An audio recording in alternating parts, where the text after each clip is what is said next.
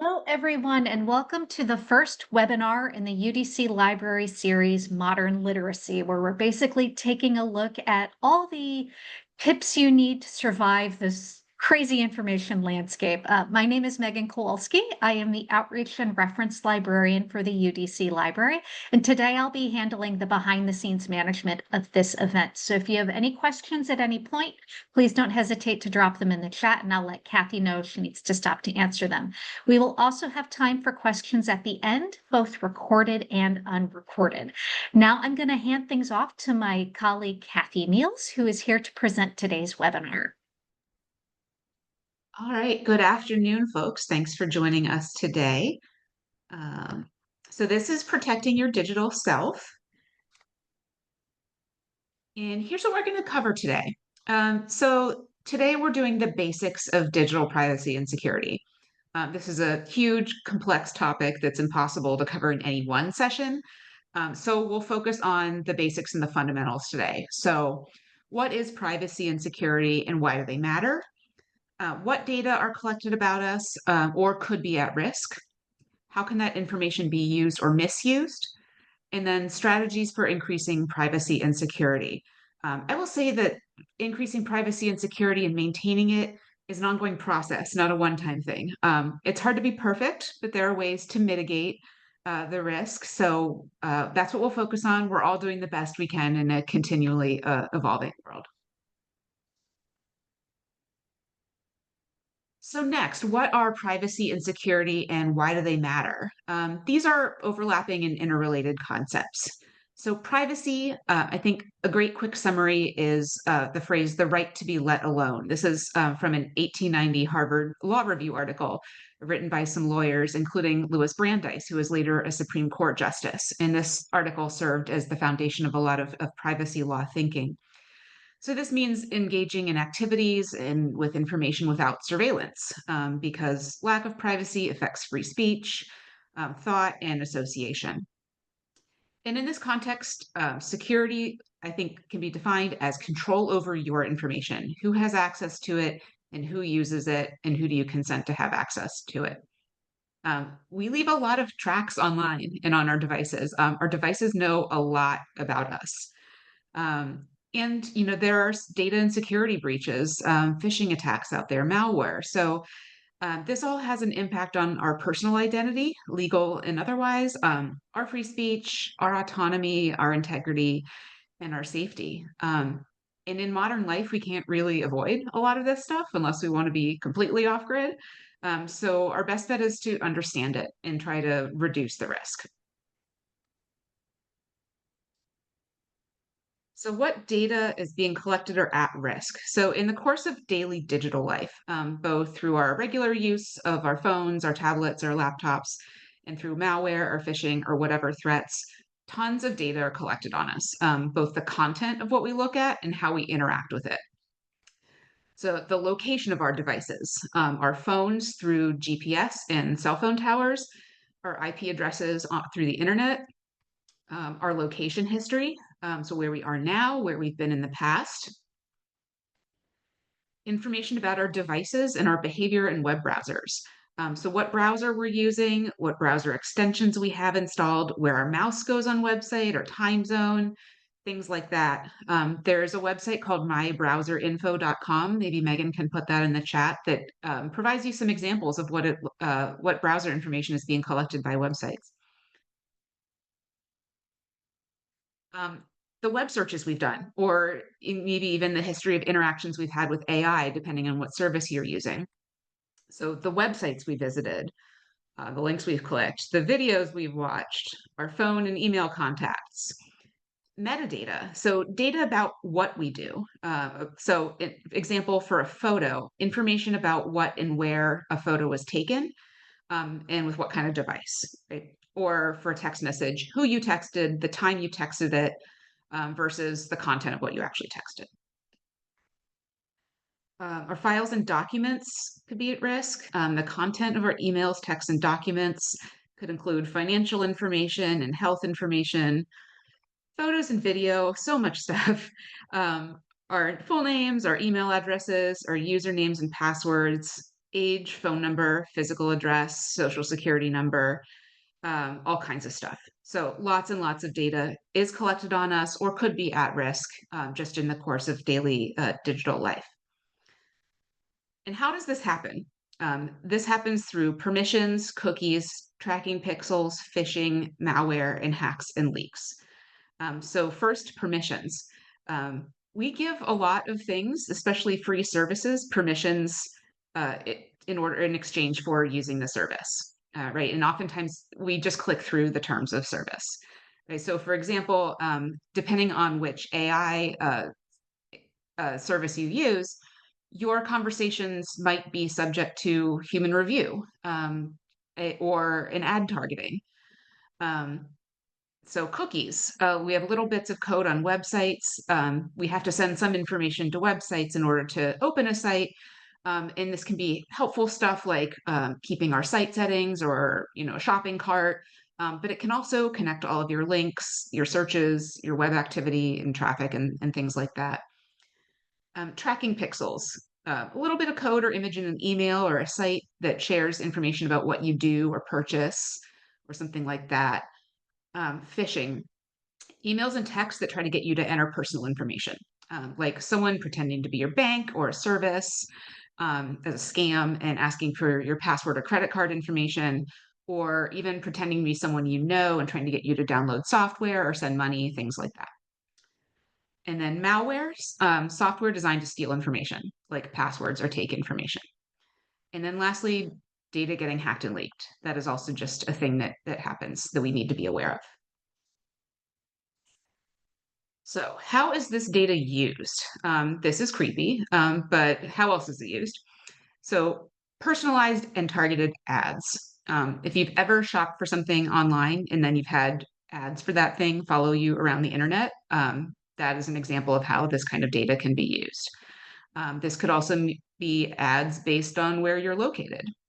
There could also be adjustments to your Google search algorithm or other algorithms and services that you use.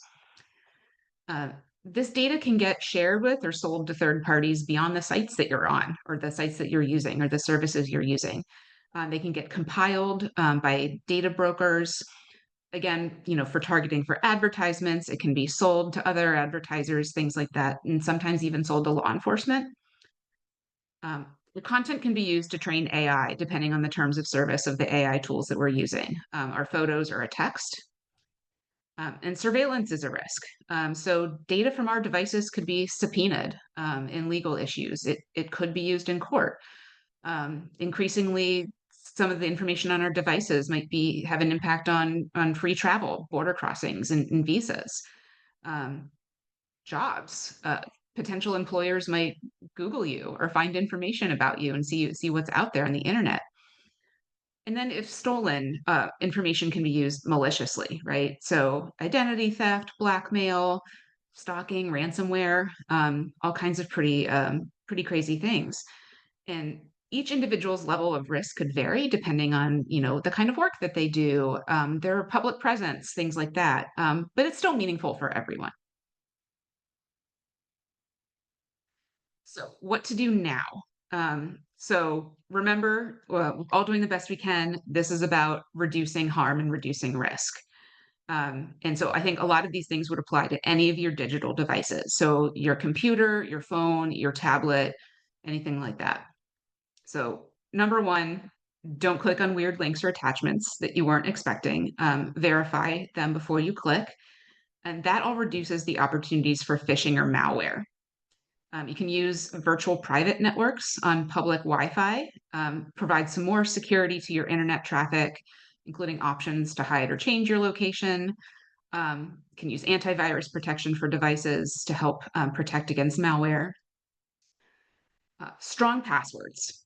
Password managers or passphrases can be really helpful too. Password managers, is a service where you'd have one really complicated password, but then that service would store your other passwords for you, and potentially on devices that you own, you could use them to autofill some of your passwords so that you don't have to remember super complicated passwords for every single thing that you use. Enable two-factor authentication. So two-factor authentication requires a password and then some other piece of information, like a code to your phone or your email or something like that, in order to access your account or your service. We already have this at UDC, but what about your other accounts, your bank or your health insurance or something like that? We can check the privacy settings and the permissions on the devices and services and apps that we use and make changes where we want to. Um, Defaults for these privacy settings usually are set to gather as much information as possible or have the least privacy in mind. And so adding privacy usually requires us to actually take action. So we should be making informed choices and change what we want to inform.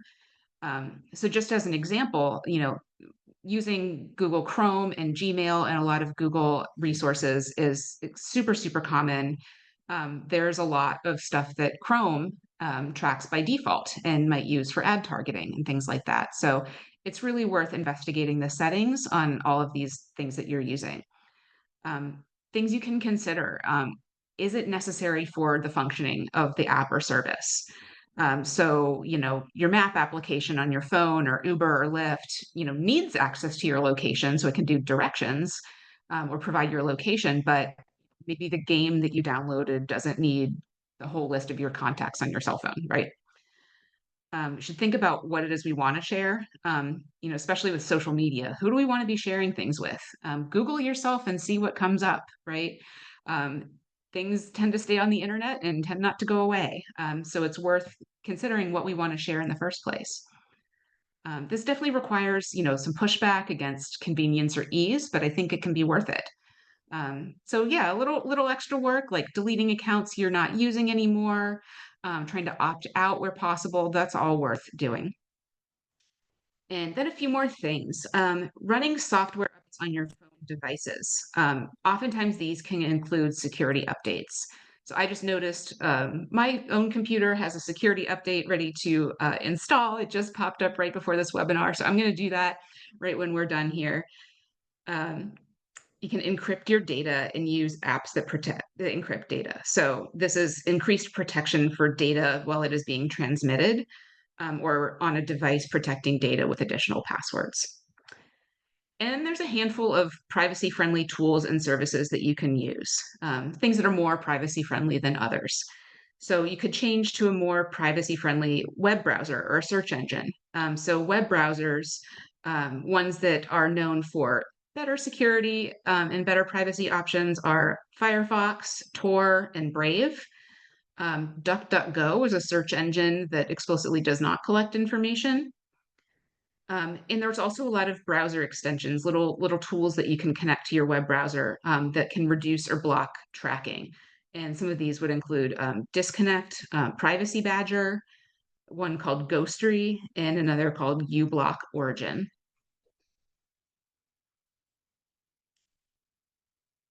And then lastly, some more resources. So like I said at the beginning, this is just a beginning. There's a lot to know about. You can get many, many layers deep in all of this stuff. So we did want to share at least some more resources so once you're going, you can keep going. So four websites I wanted to share. The first is Surveillance Self-Defense. This is a set of resources and tools from the Electronic Frontier Foundation, a nonprofit that focuses on privacy. They have a bunch of great tools and recommendations on things that you can do to keep your information more secure. Spread Privacy is the second one. This is a blog from DuckDuckGo, the web browser and search engine that's focused more on privacy. And they also have frequent posts with lots of tools and tips. Digital Shred. This is a workshop that some academic librarian colleagues at Penn State University put together, and it offers a lot of structured guidance on ways that you can protect your digital information. And the last one I thought was interesting. This is TOSDR. It stands for Terms of Service Didn't Read. So kind of playing on the too long didn't read thing. This basically provides the plain language summary of the things that you agree to when you click through and agree to services. So it's a really interesting site. It also kind of gives grades to different websites. So hopefully those can provide a little bit more information about what it is we're actually agreeing to and what's actually being shared with our common things that we use on the internet. All right, so that was it. We can have our contact information here on the screen. You can email us at ask@udc.libanswers.com, send us chats online, make appointments to meet with us either in person or online, or drop into the library to see us. And now we'll take some questions if there are any. Great. Thank you, Kathy. We did have a request for the slides, so we will go ahead and send those out after the event today. The recording will also be posted to YouTube later this afternoon, and a link to that will be sent as well. Go ahead, Jennifer. Yeah, hi. This has been very important, and I think it's I hope that you'll do this again in other venues. But when I look at the cookies before I say yes to any cookies or permissions, I always read them, Mhm. but there's a lot in there that I thought would be optional, Right, but I can't say I want those, but not that. right. And so you just go without using that service is your idea, or just say, I really need, or just make the Sure. judgment if you need it or not. Or I is there think a it's way of just, going back and erasing those traces so that they Mhm. won't come back to me? I'm already on the do not follow and all those other lists. Sure. Yeah. I mean, that's a really important question, right? And the one that comes up in a lot of these is that tension between being able to access things that we want or need online and, our security and privacy. And so I think, it is sort of a judgment if it's just a website that, is of a passing interest, right? Then, maybe it's not worth it. But if it's something that's, more important or core to, something you have to do in life or your work, then maybe you have to make that trade-off. There are ways to delete cookies through browsers after the fact, but that doesn't always, mean that they're not going to come back or try to do that the next time you go to that site. So I think it's always interesting to see, you know, sites that do allow you to reject certain cookies. It shows you, what they are, right? What they're actually trying to do. So some of them are necessary, right, for the functioning of a website, to transmit information to your device from the website. But others are about, analytics or tracking or things like that. And there is in some cases the option to turn them off, but it does require extra work. Which is the thing. I think a lot of this is set up so that the easiest way and the most convenient way to go through things is often the least privacy focused, least secure way. And that's just a challenge that we encounter daily now. And And well, who does the oversight, or is it based upon lawsuits? When it says performance cookies or functional cookies does not include the tracking or the marketing cookies. Right. Yeah. Great question. And the answer is kind of like, who knows, right? The privacy laws in the US are, pretty weak and not really have not caught up whatsoever to the digital era. And so I think the short answer is it's really not very strong. I think the FTC is probably the Federal Trade Commission is probably the most likely source of that. But again, I can't, I don't can't speak to specifics. I just know generally speaking that, the federal law is pretty weak on this and the regulations as well. yeah, and Thank you. it also Yeah, thank depends you. on your level of comfort. One thing you can do, and I know several people who have done this, is they have set up what they consider a throwaway email. In Yeah. fact, I know someone who literally named it their initials and then the word dump at gmail.com. And then what they do is for things that aren't very important, but they still want it for, whatever reason, it's a hobby or something. They've created a separate browser that they use that in, and they only put that email in. And then it has none of their like banking information tied to it or anything of that nature. So that is one workaround you can do.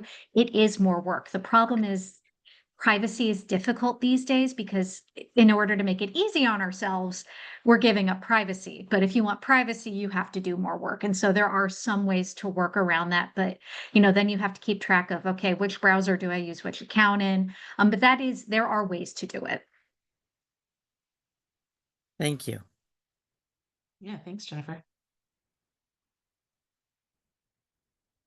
Not seeing any other questions come in, and I do want to say thank you for attending today. We have a couple more webinars in this series coming up, including things like, cozy, comfortable online habits. Basically, we're looking at digital hygge. So how can you, survive online?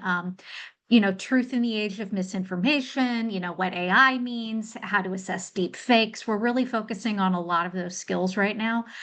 So please feel free to sign up for any of those events on our website.